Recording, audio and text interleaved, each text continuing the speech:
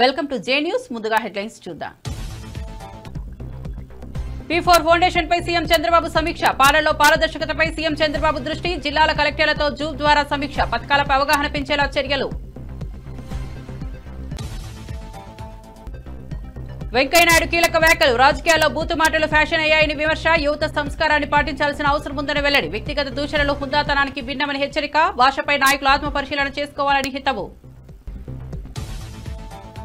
జగన్ తో legal cell న్యాయవాదుల భేటీ. న్యాయ పోరాటంపై లీగల్ సెల్ కు జగన్ మార్గనిర్దేశం. పార్టీ పరిరక్షణకు న్యాయవాదుల పాత్ర కీలకం. కేసులపై న్యాయ పోరాటం మరింత ఉద్దీపనపై చర్చ. కేసీఆర్ నీటి ఒప్పందాలపై హరీష్ వ్యాఖ్యలు. నీటి ఒప్పందాల్లో కేసీఆర్ పారదర్శకతను వివరించిన హరీష్. నీటి ఒప్పందంపై కాంగ్రెస్ విమర్శలు అవాస్తవమని వ్యాఖ్య.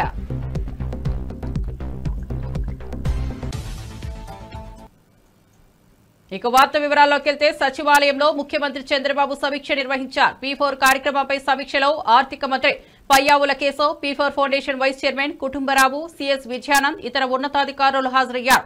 జూమ్ కాల్ ద్వారా జిల్లాల నుంచి ఎమ్మెల్యేలు, ఎంపీలు, కలెక్టర్లు పాల్గొన్నారు. పాలనలో పారదర్శకత, ప్రజలు మేలు చేసే దృష్టిలో పెట్టుకుని P4 పై ముఖ్యమంత్రి సమీక్ష నిర్వహించారు. పథకాల అమలుపై సూచనలు అందించిన సీఎం జిల్లా వారీగా అధికారులు తీసుకున్న చర్యలను పరిశీలించారు. పథకాలపై ప్రజల్లో అవగాహన పెంచేందుకు శాఖల మధ్య సమన్వయం ఉండాలన్నారు.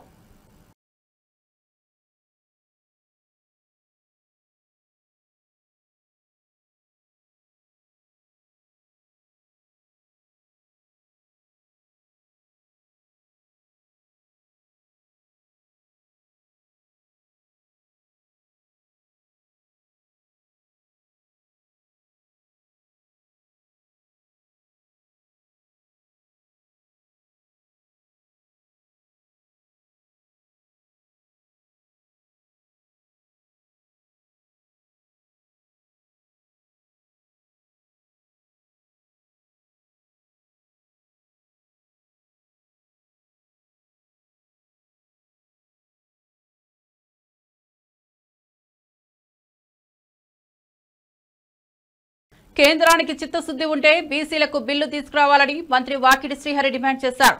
రాహుల్ గాంధీ, రేవంత్ బీసీ కాకపోయినా శాస్త్రీయంగా కులగణన చేస్తూ ముందుకు వెళ్తున్నారని తెలిపారు. తెలంగాణలో ముస్లింలను పక్కన పెడితే బిల్లు మద్దతిస్తామంటూ బీజేపీ నేతలు చెబుతున్నారని అన్నారు. ఆంధ్ర, గుజరాత్లలో మైనార్టీలను పక్కన ఎందుకు పెట్టలేదని ప్రశ్నించారు. తెలంగాణ విషయానికి వచ్చేసరికి ఎందుకంత బాధ అని విమర్శించారు. బీసీలను వేదికలపై పొగుడుతూ వాస్తవంలో నిర్లక్ష్యం చేయడమే బీజేపీ ధోరణి అని మండిపడ్డారు. ఒక బీసీలే కాదు, ఎస్సీలు ఎంత, ఎస్టీలు ఎంత, బీసీలు ఎంత, మైనార్టీలు ఎంత, అగ్రవర్ణాలు ఎన్ని, ఇవన్నీ కూడా లెక్కకు తీసి మరి 56% ఉన్నటువంటి వెనుకబడ్డ జాతుల్లో 42% ఖచ్చితంగా మేము రిజర్వేషన్ ప్రక్రియలో ముందుకు తీసుకుపోతామనే మాటను బిల్లుగా పాస్ చేసి షెడ్యూల్ 9లో పెట్టి క్లియర్ చేయవలసిందిగా భారతీయ జనతా పార్టీ అధికారంలో ఉన్నటువంటి సెంట్రల్ గవర్నమెంట్ పంపించడం జరిగింది. బాధంతా ఎక్కడ వస్తుందంటే బీసీలకు సంబంధించి వచ్చిన ప్రతి సందర్భంలో కూడా ఏదో ఒక రకంగా మోకాలు అడ్డేసి దీన్ని కానీయకుండా చేసే ప్రయత్నం జరుగుతుందని భయమవుతూ ఉంది. రాహుల్ గాంధీ గారు బీసీ కాదు, రేవంత్ రెడ్డి గారు కూడా బీసీ కాదు. మరి ఇద్దరు బీసీలు కాకున్నా కూడా తమ అధికారంలోకి వస్తే వెనుకబడ్డ జాతులకు ఒక అవకాశం కల్పిస్తామనేటువంటి సందర్భాన్ని ఇంత స్పష్టంగా ఒక సైంటిఫిక్గా కులగణన చేసి ఈ నిష్పత్తిలో ఇస్తామంటే ఒక ఆయన అంటాడు 50% దాటొద్దని, ఇంకొక ఆయన అంటాడు మైనారిటీస్ని పక్కకు పెడితే మేము సపోర్ట్ చేస్తామని. నేను భారతీయ జనతా పార్టీ సంబంధించిన ముఖ్య నాయకులతో కోరుతా ఉన్నా, దయచేసి ఎన్నిసార్లు ఇదే సబ్జెక్టు మాట్లాడతాం. నిజంగా కూడా చిత్తశుద్ధి ఉంటే తెలంగాణలో మైనారిటీలు పక్కకు పెట్టమని అడుగుతున్నారు కదా, మరి గుజరాత్లో ఎందుకు పక్కకు పెట్టడం లేదు? ఇద్దరు కలిసి అధికారంలోకి వచ్చారు కదా ఆంధ్రప్రదేశ్లో, అక్కడ ఎందుకు పక్కకు పెట్టడం లేదు? మోదీ గారేమో వాళ్ళ మాటలతో చెప్తా ఉన్నారు. పెద్ద ఆయన ప్రధానమంత్రి గారు ఏమని, ఇగో మైనారిటీకి ఈ విధంగా మేము మైనారిటీతో పాటు ఇంకా 70 వెనుకబడ్డ జాతులున్నాయి, ఈ విధంగా సహకారం చేస్తామని. మరి తెలంగాణ వచ్చేంత వరకు ఎందుకు ఇంత బాధ నాకు అర్థం కావటంలే. ఉమ్మడి కృష్ణా, గుంటూరు జిల్లాలకు చెందిన వైఎస్ఆర్సీపీ లీగల్ సెల్ న్యాయవాదులతో పార్టీ అధ్యక్షుడు మాజీ ముఖ్యమంత్రి వైఎస్ జగన్ సమావేశమయ్యారు. న్యాయ పోరాటాన్ని మరింత ఉద్దీపన చేసే దిశగా సూచనలు ఇచ్చారు. పార్టీ పరిరక్షణ, కార్యకర్తల హక్కుల కోసం న్యాయవాదులు చేపట్టాల్సిన బాధ్యతలపై చర్చించారని సమాచారం. రాష్ట్రంలో కక్షపూరితంగా పెట్టిన కేసులపై న్యాయపరంగా ఎలా ఎదురు నిలవాలో జగన్ వివరించారు. న్యాయవాదుల మద్దతుతో పార్టీ బలోపేతం కావచ్చని అభిప్రాయపడ్డారు.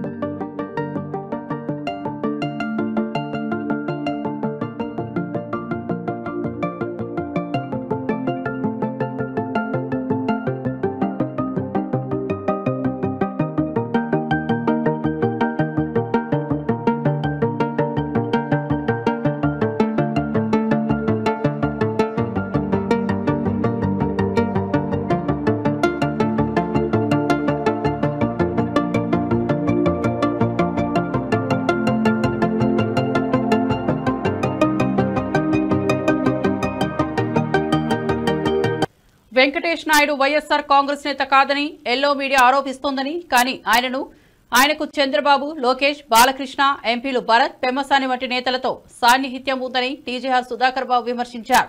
సిట్ అధికారులు ఈ అంశాలపై కూడా విచారణ జరపాలన్నారు. ఎల్లో మీడియా దుష్ప్రచారంతో ప్రజలు తప్పుదారి పడుతున్నారని చెప్పారు.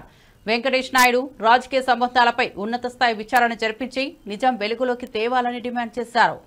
రామోజీరావు గారు, చంద్రబాబు నాయుడు గారు, యనమల రామకృష్ణుడు గారు తదితర ఒక సమూహం అంతా ఏ విధంగా అయితే ఒక ప్లాన్డ్ ఆర్గనైజ్డ్ కుట్రని, చంద్రబాబు నాయుడు యొక్క కుట్రలు ఎప్పుడు కూడా యాదృచ్ఛికంగా జరిగినట్టుండవు, అకస్మాత్తుగా ఉండవు. ఒక పకడ్బందీ ప్లాన్తో ఒక అనూహ్యమైనటువంటి ప్రజలను మభ్యపెట్టడానికి కావాల్సిన యంత్రాంగం, మంత్రాంగం అంతా వాడతాడు. దానిలో నుంచి అరుణ్ అనే వ్యక్తిని అక్కడ ఫామ్ హౌస్లో తప్పుడు వాగ్మూలం ఇప్పించుకొని ఈయన వైఎస్ఆర్సీపీ మీద బురద తల్లించే కార్యక్రమానికి వాడుకున్న మాట నిజమా కాదా? ఈ వెంకటేష్ నాయుడు డబ్బులు లెక్క పెడుతున్నట్టుగా ఒక వీడియో వాళ్ళ మీడియాలో రిలీజ్ చేశారు. మంచిది. ఆ వీడియోలో 2000 రూపాయల నోట్లు కూడా ఉన్నాయి. నేనేం అడగట్లా, రాష్ట్ర ప్రజలారా, మేధావులారా, మీడియా మిత్రులారా, అధిపతులారా, పరిశీలకులారా, ఆయా టీవీ డిబేట్లో కూర్చొని బాగా బ్రహ్మాండంగా విశ్లేషించే విశ్లేషకులారా, 2000 రూపాయల నోట్లు ఈ రాష్ట్రంలోకి ప్రవేశించింది ఎప్పుడు, వెనక్కి తీసుకుంది ఎప్పుడు? 2000 రూపాయల నోట్లు ఈ రాష్ట్రంలోకి ప్రవేశించింది 2013వ సంవత్సరంలో. సరిగ్గా 10 సంవత్సరాల తర్వాత 2000 రూపాయల నోట్లను వెనక్కి తీసుకున్నారు. ఈ వెంకటేష్ నాయుడు లెక్క పెడుతున్నట్టుగా చూపించిన నోట్ల కట్లలో 2000 రూపాయల నోట్ల కట్ట కూడా ఉంది. అంటే ఇప్పుడు డిమానిటైజేషన్కు ముందు 2000 రూపాయల నోటు లేదు. అంటే 2013కు ముందు 2000 రూపాయల నోటు లేదు. 2013 నుంచి 2023 మధ్యలో 2000 రూపాయల నోటు ఉంది. ఈ 2013 నుంచి 2023, 2013 నుంచి 14 రాష్ట్రాన్ని పరిపాలించింది ఎవరు? తెలుగుదేశం పార్టీ, చంద్రబాబు నాయుడు. 19 నుంచి 24 వరకు వైఎస్ జగన్మోహన్ రెడ్డి గారు పరిపాలించారు. 23లోనే 2000 రూపాయల నోట్లను కేంద్ర ప్రభుత్వం వెనక్కి తీసేసుకుంది. ఎవరి దగ్గర ఉన్న 2000 రూపాయల నోట్లైనా వెనక్కి తీసేసుకుంది. ఒకవేళ అది 2023 తర్వాత కనుక ఆ డబ్బులు ఈ వెంకటేష్ నాయుడు లెక్క పెట్టుండుంటే ఆ 2000 రూపాయల నోట్ల కట్లు నోట్ల మధ్యలో ఎందుకున్నాయి అని అడుగుతుంది వైఎస్ఆర్సీపీ. ఇక్కడ వెంకటేష్ నాయుడు తప్పు చేశాడా? ఆ డబ్బులు ఎక్కడి నుంచి వచ్చింది, ఎందుకు వచ్చినవి? ఆ డబ్బులు నిజంగానే వెంకటేష్ నాయుడువా? ఆయన క్రైమ్ చేశాడా, ఆయన నేరం చేశాడా? అది మా వాదం కాదు, మాకు సంబంధం లేదు. వైఎస్ఆర్ కాంగ్రెస్ పార్టీకి ఏమాత్రం సంబంధం లేదు. వెంకటేష్ నాయుడు అనేవాడు ఏ పార్టీకి సంబంధించిన వాడు అనే దానిలో మీరు 2 రోజుల నుంచి ఈనాడు, ఆంధ్రజ్యోతిలలో చాలా ప్రముఖంగా ఆ వెంకటేష్ నాయుడును మాకు జతగలుపుతూ వైఎస్ఆర్సీపీతో ఆయనకు సంబంధాలు ఉన్నాయని, వైఎస్ఆర్ కాంగ్రెస్ పార్టీకి సంబంధించిన వాడేనని, చెవిరెడ్డి భాస్కర్ రెడ్డికి అత్యంత అనుంగ శిష్యుడని, భాస్కర్ రెడ్డి ఆంతరంగికుడని, చెవిరెడ్డి భాస్కర్ రెడ్డి గారికి సంబంధించిన ఆర్థిక లావాదేవీలను ఈయనే చూశాడని మీరు ఒక అభియోగం మోపారు. దానికి ఆధారంగా ఒక ఫోటోను విడుదల చేశారు. అది మార్ఫింగ్ ఫోటోనా, తలకాయ తీసి తలకాయ పెట్టారా, మీరు ఏం చేశారో నాకు తెలియదు. అది విచారణ అధికారులే విచారించాలా. మరి ఇప్పుడు ఈ ఫోటో ఏమిటి? రాష్ట్ర ప్రజలు చూడండి. ఈ వెంకటేష్ నాయుడు 2024లో నారా చంద్రబాబు నాయుడు ముఖ్యమంత్రి అయిన తదుపరి ఈ రాష్ట్ర ముఖ్యమంత్రితో దిగిన ఫోటో. ఈయన ఏ పార్టీ వాడు? అది వదిలేద్దాం. షాడో ముఖ్యమంత్రి గారైన నారా లోకేష్ గారితో అదే వెంకటేష్ నాయుడు దిగిన ఫోటో. ఈయన ఏ పార్టీ వాడు? ముఖ్యమంత్రితో దిగాడండి, షాడో ముఖ్యమంత్రి గారితో దిగాడు. ముఖ్యమంత్రి గారికి సన్మానం. అయ్యా మళ్ళీ డూప్లికేట్ అనుకుంటారేమో, మార్ఫింగ్ అనుకుంటారో, షాల్వా సేమ్ టు సేమ్, అదే షాల్వా.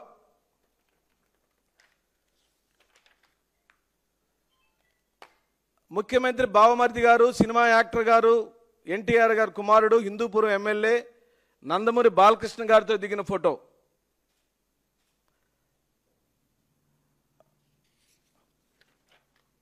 సరే, అదే ఈ వెంకటేష్ నాయుడు మహారాష్ట్రతో జరిగిన చారిత్రక నీటి ఒప్పందంతో కేసీఆర్ ఒకేసారి 3 అగ్రిమెంట్లు చేసినట్లు వివరించారు మాజీ మంత్రి హరీష్ రావు. ఆనాడు కాంగ్రెస్ నేత ఉత్తమ్ కుమార్ రెడ్డి మీరు 152 మీటర్లకు అగ్రిమెంట్ ఎలా తగ్గిస్తారని ప్రశ్నించగా దానికి కేసీఆర్ స్పందిస్తూ నువ్వు 152 మీటర్లకు అగ్రిమెంట్ చేసినట్లు నిరూపిస్తే నేనే రాజీనామా చేస్తానని సవాల్ విసిరారని తెలిపారు. ఈ వ్యాఖ్యలతో అప్పటి నీటి ఒప్పందంలో కేసీఆర్ పారదర్శకంగా వ్యవహరించినట్లు స్పష్టం చేసిన హరీష్ రావు కాంగ్రెస్ చేస్తున్న విమర్శలు పూర్తిగా అవాస్తవమని, వాటిని ప్రజలు నమ్మవద్దని హితవు పలికారు. ఆనాడు మేము మహారాష్ట్రతో కేసీఆర్ గారు ఒక చారిత్రాత్మక ఒప్పందం చేశారు. అటు మేడిగడ్డకు, ఇటు వార్ధా మీద, అటు చెనాకా కొరాటాకు ఒకేసారి 3 అగ్రిమెంట్లు చేసినారు. అంటే ఇచ్చిపుచ్చుకునే ధోరణితో మహారాష్ట్రను ఒప్పించి మెప్పించి 3 అగ్రిమెంట్లు చేశారు. ఆనాడు ఉత్తమ్ కుమార్ రెడ్డి మాట్లాడతాడు. ఏమని మాట్లాడిందంటే, లేలే మేము ఆల్రెడీ 152 మీటర్లకు అగ్రిమెంట్ చేసినాం, నువ్వు ఎట్ట తగ్గించినవు అన్నాడు. ఆనాడు ఎయిర్పోర్ట్లో కేసీఆర్ గారు మాట్లాడారు, ఉత్తమ్ కుమార్ రెడ్డి నువ్వు 152 మీటర్లకు అగ్రిమెంట్ చేసుంటే ఇంకా గంట సేపు నేను ఇన్నే ఉంటా, నువ్వు రా, ఆ అగ్రిమెంట్ నాకు చూపి నేను ఇక్కడ నుంచి రాజ్ భవన్కు పోయి రాజీనామా చేస్తాను. ఆ రోజు కేసీఆర్ గారు సవాల్ చేశారు. ఇది నేను నోటి మాట చెప్తలే, నా వీడియో కూడా మీరు చూడండి కావాలంటే. ఆనాడు కేసీఆర్ గారు బేగంపేట ఎయిర్పోర్ట్లో ఆనాటి ఉత్తమ్ కుమార్ రెడ్డి ఫేక్ మాటలకు, గోబల్స్ మాటలకు ఏ రకంగా సవాల్ విసిరినారో ఒక్కసారి చూద్దాం. ఈ రాష్ట్ర ప్రదేశ్ కాంగ్రెస్ కమిటీ అధ్యక్షుడు ఉత్తమ్ కుమార్ రెడ్డి, ఆయనతో పాటు శాసనసభలో ప్రతిపక్ష నాయకుడు జానారెడ్డి ఇద్దరు కలిసి ఏం మాట్లాడతారు? 152 మీటర్లకు తమ్మిడిహట్టి ఒప్పందం కుదిరింది అని మాట్లాడాడు. ఉత్తమ్ కుమార్ రెడ్డి, నీవు నిజంగా నిజాయితీ ఉన్నవాడవైతే నేను ఎట్లయినా బేగంపేట ఎయిర్పోర్ట్లో ఇంకో అర్ధగంట 40 నిమిషాలు ఉంటా. నీకు దమ్ముంటే ఆ ఒప్పందం కాగితం తీసుకొని బేగంపేట ఎయిర్పోర్టుకు రా. ఒకవేళ అది నిజమే అయితే ఇక్కడి నుంచి నేను ఇంటికి పోను, రాజ్భవన్కు అయినా రాజీనామా సమర్పిస్తాను మనవి చేస్తా ఉన్నాను.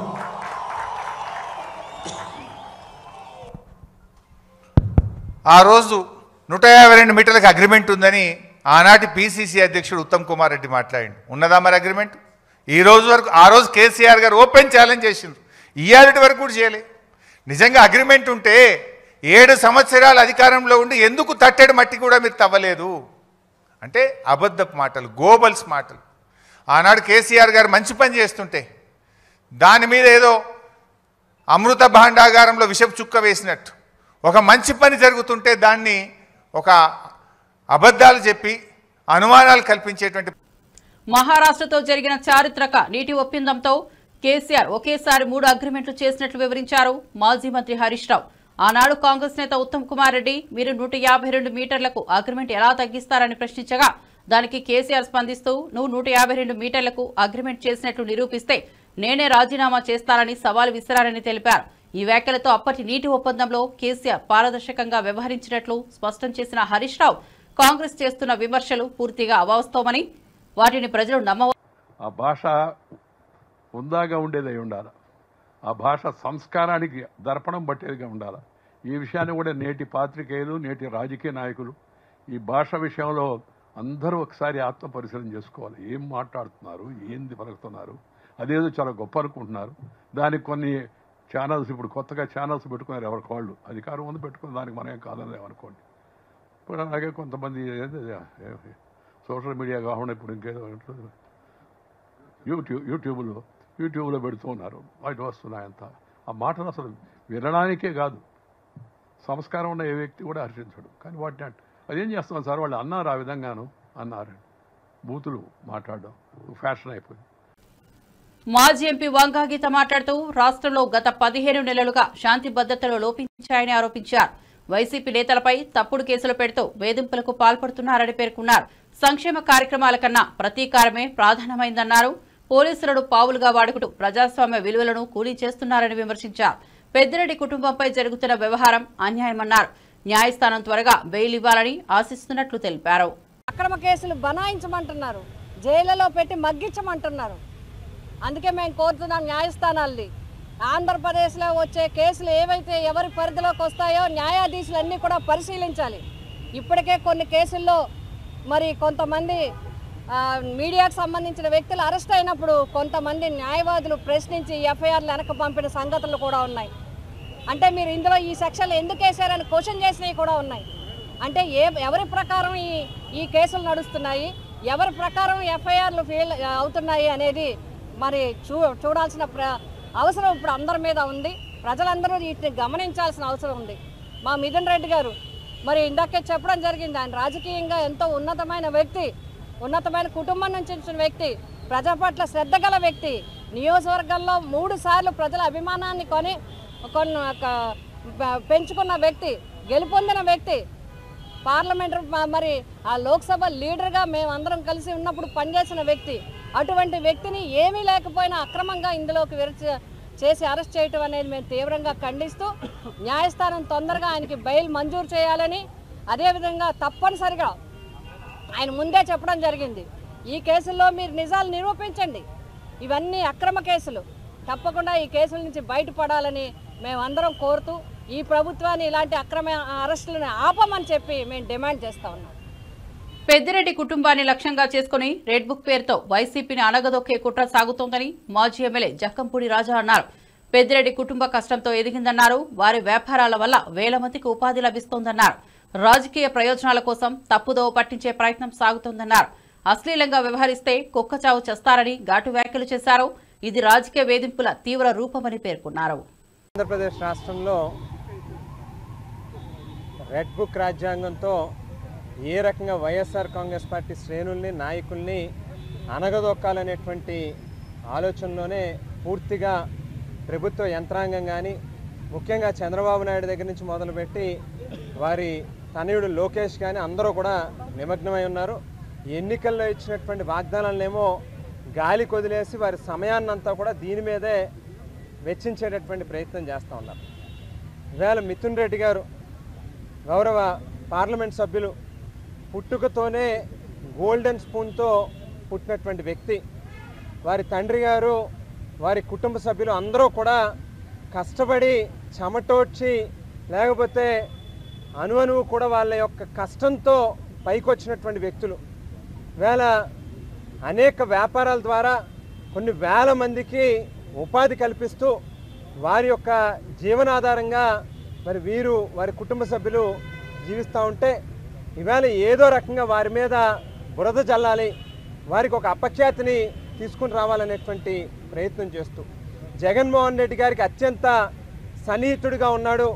వైఎస్ఆర్ కాంగ్రెస్ పార్టీలో ఒక బలమైనటువంటి నాయకుడిగా, ఒక వెన్నుముక్కగా ఉన్నాడు కాబట్టి ఆయన ఏదో రకంగా హెరాస్ చేయాలి, ఇబ్బందులకు గురి చేయాలి అనేటువంటి ఆలోచనతో ఒక పార్లమెంట్ సభ్యుడికి మరి రాష్ట్రంలో జరిగేటటువంటి పాలసీ మ్యాటర్స్తో ఏ రకమైనటువంటి సంబంధాలు లేనప్పటికీ కూడా మరి గతంలో వైఎస్ఆర్ కాంగ్రెస్ పార్టీ ప్రభుత్వంలో ఏదో అవినీతి జరిగిపోయిందని, ఒక స్కామ్ జరిగిందని లేనటువంటి ఒక అభూత కల్పనని సృష్టించి కట్టుకథలు అల్లి మరి ఈవేళ జగన్మోహన్ రెడ్డి గారికి సన్నిహితుడిగా ఉన్నటువంటి వారందరినీ కూడా ఇబ్బందులకు గురి చేయాలనేటువంటి ప్రయత్నంలో భాగంగానే మిథున్ రెడ్డి గారి మీద కూడా లేనటువంటి ఆరోపణల్ని మరి అభియోగాల్ని వారి మీద సృష్టించి ఈవేళ కేసులు పెట్టి లోపల పెట్టి జైల్లో పెట్టి మరి ఏ రకంగా ట్రీట్ చేస్తూ ఉన్నారనేటువంటిది నిజంగా చూస్తే ఎవరికైనా కూడా కంట్లో నీరు వచ్చేటటువంటి పరిస్థితి. ఈవేళ గోల్డెన్ స్పూన్తో పుట్టినటువంటి వ్యక్తికి ఓ పక్కన కోర్టులు చాలా స్పష్టంగా ఒక స్పెషల్ క్లాస్ ప్రోటోకాల్ ఉంది, ఈ రకమైనటువంటి ఫెసిలిటీస్ ఆయనకి ఇవ్వండి అని చెప్పి స్వయంగా కోర్టే మరి ఆర్డర్స్ ఇచ్చినప్పటికీ కూడా వాటిని పక్కన పెట్టి లోపల ఆయన ట్రీట్ చేస్తూ ఉన్నటువంటి విధానం చూస్తే నిజంగా ఈ రాష్ట్రంలో కానీ లేకపోతే ఈ దేశంలో కానీ చట్టాలు ఏమైపోతూ ఉన్నాయి, అంబేద్కర్ గారు రాసినటువంటి రాజ్యాంగం ఎక్కడికి వెళ్ళిపోతూ ఉంది అని చెప్పి నిజంగా ఏదో ఆటవిక పాలనలో ఉన్నామా, మనం అడవిలో బ్రతుకుతూ ఉన్నామా అని చెప్పి ఆలోచనలోకి వెళ్ళేటటువంటి పరిస్థితి కనిపిస్తూ ఉంది. వేళ చంద్రబాబు నాయుడు గారికి ఒక్కటే చెప్తా ఉన్నాం, మీకు మాదిరిగా 2 ఎకరాలు భూమి నుంచి వేల లక్షల కోట్ల రూపాయల అవినీతితో లేకపోతే అక్రమ సంపాదనతో సంపాదించుకున్నటువంటి డబ్బులు కాదు ఇవాళ వారి దగ్గరే పెద్దిరెడ్డి రామచంద్రారెడ్డి గారి కుటుంబం దగ్గర ఉన్నది. వాళ్ళకి కష్టపడి వారి యొక్క మైండ్లో లేకపోతే వారి యొక్క కష్టాన్ని ఉపయోగించుకుని డబ్బులు సంపాదించో లేకపోతే 10 మందికి ఆ సంపాదించినటువంటి డబ్బుల నుంచి పేదవాళ్ళకి ఏ రకంగా ఉపయోగపడాలి, 10 మందికి ఏ రకంగా మేలు చేయాలి అనేటువంటి ఆలోచనతో ఉండేటటువంటి కుటుంబమే తప్పితే ఏ రకంగానూ కూడా పేదవాళ్ళ డబ్బులో లేకపోతే ప్రభుత్వం తాలూకా డబ్బులను జేబుల్లో వేసుకునేటటువంటి పరిస్థితి కానీ అవసరం కానీ వాళ్ళకి లేదు.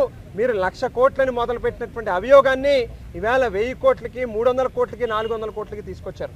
అంటే కేవలం లేనటువంటి కథని ఈవేళ ఏ రకంగా మసాలాలు జోడించి కథల్ని ప్రభుత్వాన్ని ఈవేళ కేవలం జగన్మోహన్ రెడ్డి గారికి సంబంధించినటువంటి వారిని ఇబ్బంది పెట్టాలనేటువంటి దాని మీదే మీ సమయాన్ని వెచ్చిస్తూ ఉన్నారు. ఇది ఏ రకంగానూ కూడా మంచిది కాదు. చాలా క్లియర్గా ఒకటే చెప్తా ఉన్నాం, ఈ రకమైనటువంటి పాపాలకి విశాఖ ఉక్కును సెయిల్లో విలీనం చేయాలన్న కేంద్ర నిశ్చయాన్ని బీజేపీ రాష్ట్ర అధ్యక్షుడు పురంధేశ్వరి మాధవ్ స్పష్టం చేశారు. గుంటూరులో అరండల్పేట పార్కు వద్ద చాయ్ పే చర్చ కార్యక్రమంలో పాల్గొన్న ఆయన కూటమి పాలన కేంద్ర పథకాలపై స్థానికులతో చర్చించారు. శంకర్ విలాస్ ఆర్ఓబీ డిజైన్ మార్పు అంశంపై వ్యాపారులు వినతి పత్రం అందించగా సమీక్షిస్తామని భరోసా ఇచ్చారు. కార్మికులతో కలిసి విశాఖ ఉక్కును కాపాడతామని మాధవ్ చెప్పారు.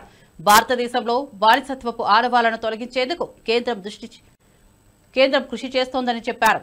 ఈ క్రమంలో గుంటూరులో జిన్నా టవర్ పేరు మార్పు అంశాన్ని ప్రస్తావించారు. బీజేపీ ప్రభుత్వం చేస్తున్న ఈ చర్యలు రాజకీయ చర్చనీయాంశంగా మారాయి. ఆ యొక్క స్టీల్ ప్లాంట్ రక్షణ కోసం గతంలో అటల్ బిహారీ వాజ్పేయి గారి నేతృత్వంలో 1,400 కోట్ల రూపాయలు డెట్ నుంచి ఈక్విటీగా మార్చి ఆ విధంగా స్టీల్ ప్లాంట్ ని గతంలో రక్షించడం జరిగింది. మరొకసారి స్టీల్ ప్లాంట్ అనేక కష్టాల్లో పడి పూర్తి స్థాయిలో దాన్ని స్ట్రాటజిక్ సేల్ చేయాలని ఒక నేపథ్యంలో ఆ యొక్క అక్కడ ఎంప్లాయీస్ మేము కూడా కోరుకునే అంశం దాని సాధ్యాలు ఏ విధంగా చేయాలి, దాని కారణంగా సేల్ ఏ విధంగా ఉపయోగం, ఏ విధంగా ఆరోగ్యాలకు ఉపయోగం అని కూడా ఆలోచన చేసుకుంటున్నాం. ఇవాళ స్టీల్ ప్లాంట్ మంచి కార్మికులందరి యొక్క సంఘటన శక్తి అందరూ కలిసి ఆలోచన చేసుకుంటున్నాం. ఆ విధంగా దాన్ని పూర్తి స్థాయిలో రక్షించాలని చేస్తున్నాం. బద్వేలు పోరు మావిలలో వైఎస్సార్ కాంగ్రెస్ కార్యాలయంలో ఎమ్మెల్సీ డీసీ గోవిందరెడ్డి మాట్లాడుతూ రాష్ట్రంలోని రైతాంగం తీవ్రంగా నష్టపోతోందని మండిపడ్డారు. చంద్రబాబు హామీ ఇచ్చిన భరోసా కనిపించడం లేదన్నారు. వైఎస్సార్సీపీ ప్రభుత్వంలో ప్రతి రైతుకు 13,500 వరకు భరోసా అందించామని గుర్తు చేశారు. ప్రస్తుతం కూటమి ప్రభుత్వం కేవలం 5,000 ఇచ్చిందని విమర్శించారు. ఆర్బీకేలు నిర్వీర్యమయ్యాయని, రైతుల ప్రైవేట్ దుకాణాల్లో అధిక ధరలకు ఎరువులు కొనాల్సిన పరిస్థితి ఏర్పడిందన్నారు. ఎరువుల ధర 100 నుంచి 255 వరకు పెరిగిందని, దీనిపై ప్రభుత్వం స్పందించకపోవడం బాధాకరమన్నారు. రైతుల పరిస్థితిపై ప్రభుత్వం చలనం చూపకపోవడం అత్యంత దురదృష్టకరమన్నారు.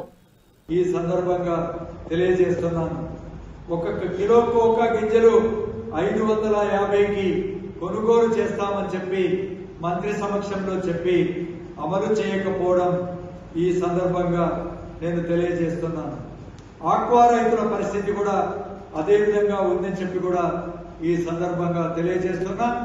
ఆక్వా రైతులు కూడా ఒకప్పుడు జగనన్న ప్రభుత్వంలో ఒక్కొక్క మరి 280 రూపాయల వరకు కూడా ఒక్కొక్క కౌంటు ధర పలుకుతే ఇప్పుడు 200 రూపాయల కంటే కింద ఉందని చెప్పి కూడా ఈ సందర్భంగా తెలియజేస్తున్నాం.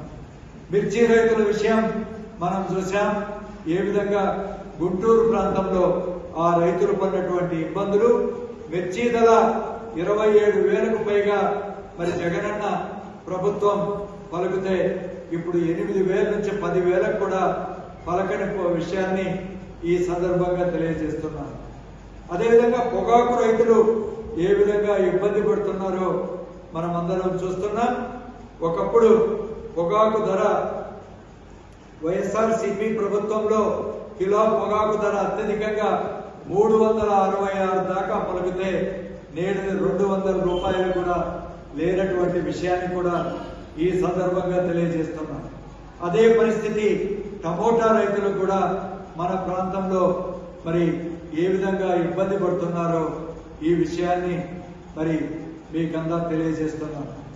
ఈ విధంగా మరి అన్ని రకాల రైతులందరూ కూడా ఇబ్బంది పడుతున్నటువంటి విషయం. ఆనాడు రైతులకు మరి ముఖ్యంగా విత్తనాలు, ఎరువులు ఇదంతా ఇచ్చేదే కాకుండా ఉచిత పంటల బీమా పథకాన్ని పెద్ద ఎత్తున జగనన్న ప్రభుత్వం ఏ విధంగా అమలు చేశారో దరిదాపు 55 లక్షల మంది రైతులకు ఈ బీమా కింద 7,802 కోట్ల రూపాయలు ఉచితంగా ఇచ్చినటువంటి విషయం మీ అందరికీ తెలియజేస్తున్నాను. అదేవిధంగా ఉచిత విద్యుత్ అమలుకు ఫీడర్ల సామర్థ్యం పెంచేందుకు 1,700 కోట్ల రూపాయలు జగనన్న ప్రభుత్వం వెచ్చించినటువంటి విషయం ఈ సందర్భంగా తెలియజేస్తున్నాను. మరి మొత్తం జగనన్న ప్రభుత్వంలో వ్యవసాయానికి 5 ఏళ్లలో 1,84,567 కోట్ల రూపాయలు వెచ్చించి రైతులను ఏ విధంగా ఆదుకున్నదో ఈ సందర్భంగా తెలియజేస్తున్నాను. అదేవిధంగా మరి ఈ ఒక్క సంవత్సరంలో బీసీలకు హామీలు ఇస్తూ అవి అమలు చేయకుండా మోసం చేస్తున్నారని కాంగ్రెస్ నేతలపై తీవ్రంగా విరుచుకుపడ్డారు బీఆర్ఎస్ నేత కేటీఆర్. బీసీ డిక్లరేషన్లో రాజకీయాలు, ఉద్యోగాలు, ఉపాధి, ప్రభుత్వ కాంట్రాక్టులో 42% రిజర్వేషన్లు ఇస్తామని చెప్పి సంవత్సరానికి 20,000 కోట్లు, 5 ఏళ్లలో 1,00,000 కోట్లు బీసీ సబ్లాన్ ప్రకటించారని గుర్తు చేశారు. రిజర్వేషన్లపై కాకపోయినా మిగిలిన అంశాలన్నీ ప్రభుత్వ చేతిలో ఉండి అవి అమలు చేయకపోవడం దోపిడీనని విమర్శించారు. ఇప్పటి వరకు 2 బడ్జెట్లు ప్రవేశపెట్టిన 10,000 కోట్లకు చేరని ఖర్చులతో బీసీలను మోసం చేశారన్నారు. ముందుగా చేతిలో ఉన్న హామీలు అమలు చేస్తేనే బీసీలు నమ్ముతారని వ్యాఖ్యానించారు. కేటీఆర్ విమర్శలు బీసీ వర్గాల్లో చర్చనీయాంశంగా మారాయి. దాని ధర్నాను జోక్ అంటాను. ఎందుకంటే మేము ఈ మాట శాసనసభలో బిల్లు పెట్టినప్పుడే చెప్పాం. You are cutting a very cruel joke on the backward classes of this state. అంటే బీసీలను మోసం చేస్తూ మీరు దగా చేస్తున్నారు, వంచిస్తున్నారని చెప్పాం. ఇవాళ నేను ఒకటి అడుగుతా ఉన్నా, మీరు సమాధానం ముఖ్యమంత్రి గారిని అడగాలని చెప్పి కూడా నేను కోరుతా ఉన్నా. 42% రిజర్వేషన్లు అని ఢిల్లీకి వచ్చి డ్రామా చేస్తా ఉన్నారు. నేను కాంగ్రెస్ పార్టీని అడుగుతా ఉన్నా, మీరు బీసీ డిక్లరేషన్లో ఒక ఈ రిజర్వేషన్ల మాటను ఇయ్యలేదు. మీరు ఏమేం మాటలు చెప్పినారు? సంవత్సరానికి 20,000 కోట్ల బడ్జెట్ ఇస్తామన్నారు. 5 ఏళ్లలో 1,00,000 కోట్ల బడ్జెట్ బీసీలకు ఇస్తామన్నారు. బీసీ సబ్ ప్లాన్ పెడతామన్నారు. 42% రిజర్వేషన్ రాజకీయాల్లోనే కాదు, ఉద్యోగాల్లో, ఉపాధిలో, ప్రభుత్వ కాంట్రాక్టుల్లో కూడా ఇస్తామన్నారు. నేను ముఖ్యమంత్రి గారిని అడుగుతున్నా, ప్రభుత్వాన్ని అడుగుతున్నా, కాంగ్రెస్ పార్టీని అడుగుతున్నా, మీ చేతుల్లో ఉన్నాయేమో చేస్తలేరు. మీ చేతుల్లో బీసీ సబ్ ప్లాన్ ఉన్నది, చేయండి. మీ చేతుల్లో బీసీలకు 1,00,000 కోట్ల బడ్జెట్ ఇచ్చే అవకాశం ఉంది, చేయండి. 2 బడ్జెట్లు పెట్టారు. ఒక్కొక్క బడ్జెట్లో 20,000 కోట్లు అన్నారు. 2 బడ్జెట్లు కలిపి కూడా 20,000 కోట్లు పెట్టలేదు. అందులో ఖర్చు అయితే 10,000 కోట్లు కూడా దాటం లేదు. అందుకే మరి ముఖ్యమంత్రి గారిని, ప్రభుత్వాన్ని కోరేది, మీ చేతుల్లో ఉన్న పనులు ముందు చేయండి. అట్లయితేనే బీసీలు నమ్ముతారు. 42% రిజర్వేషన్ ఏ ఒక్క ప్రభుత్వ కాంట్రాక్ట్లైనా ఇప్పటివరకు ఈ 2 ఏళ్లలో ఇచ్చినారా? ఇవ్వలేదు. ఎంబీసీ మంత్రిత్వ శాఖ పెడతామన్నారు, ఎందుకు పెట్టలేదు? బీసీ సబ్ ప్లాన్ ఎందుకు పెట్టలేదు? ఏ కారణం చేత? మరిన్ని అప్డేట్స్ కోసం చూస్తూనే ఉండండి జే న్యూస్.